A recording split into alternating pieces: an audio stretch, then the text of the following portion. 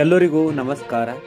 ಪರಮ ಪೂಜ್ಯ ಶ್ರೀ ಪ್ರಕಾಶ್ ತಾತನವರು ಶ್ರೀ ಭುಜಲಿಂಗೇಶ್ವರ ಮಠ, ಸುಕ್ಷೇತ್ರ, ಗೌಡನಹಳ್ಳಿ, ತಾಲೂಕಾ ಸೇಡಂ, ಜಿಲ್ಲಾ ಕಲಬುರಗಿ.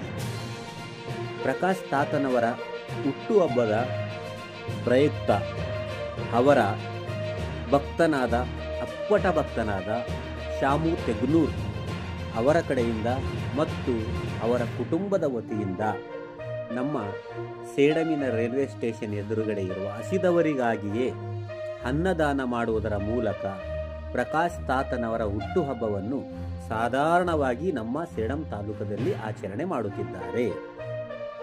ದಾನದಡ್ಡೆ ದಾನ, ಶ್ರೇಷ್ಠ ದಾನ, ಅನ್ನದಾನ. ನೀವು ಕೂಡ ನಿಮ್ಮ ನಿಮ್ಮ ಮನೆಯಲ್ಲಿ ಏನೇ ಒಂದು ಕಾರ್ಯಕ್ರಮವಾದರೂ ಅನ್ನದಾನ ಮಾಡುವುದರ ಮೂಲಕ ಆಚರಣೆ ಮಾಡಿಕೊಂಡರೆ ಹಸಿದವರಿಗೆ ಒಂದು ದಿನದ ಹೊಟ್ಟೆ ತುಂಬುತ್ತದೆ.